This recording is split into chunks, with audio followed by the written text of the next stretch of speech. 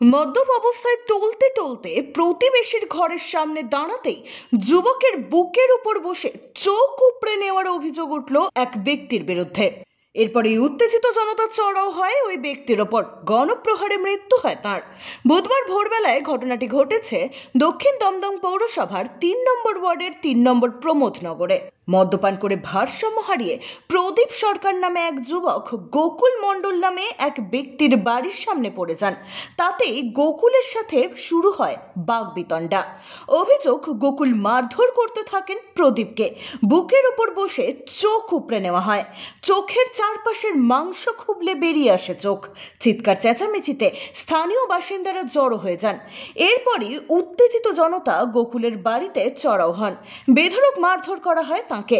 পরে খবর পেয়ে পুলিশ গিয়ে গোকুলকে উদ্ধার করে প্রথমে দমদম পৌর হাসপাতালে, সেখানে অবস্থার অবনতি হলে আরজি করে স্থানান্তরিত করা হয়। তবে চিকিৎসকেরা তাকে মৃত বলে ঘোষণা করে।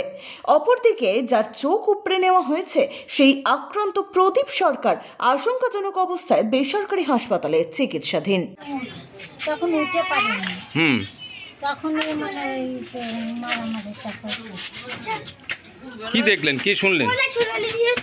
আমি দেখলাম ওকে মানে মেরে বুকের পরে উঠে দুটো চোখ টানছে মেরে। হ্যাঁ, তারপর চোখ চোখ মানে খুঁচে বের করেছে। এখানে এটা আমরা যে কয় বছর এসেছি এখানে 7-8 হয়ে গেছে তখন থেকে। হ্যাঁ, তখন অনেক লোকজন দৌড়ে আসলো, ছাড়ালো। হ্যাঁ, এমন ভাবে চোখ উঠলো, মানে আরেকটা ছেলে দাঁড়িয়েছিল, সে অবাক হয়ে গেছে, মানে ও দিশাহারা হয়ে গেছে কি করবে ওই দেখে। বলে ও মরে যাবে বলে মানে মানে ও মানে কি করবে, লোক ডাকবে না কি করে বুঝে পাচ্ছে না। হ্যাঁ, প্রথমে নাকি মুখে দিচ্ছিল, মুখে রেখে তারপর আবার চোখে দিয়েছে।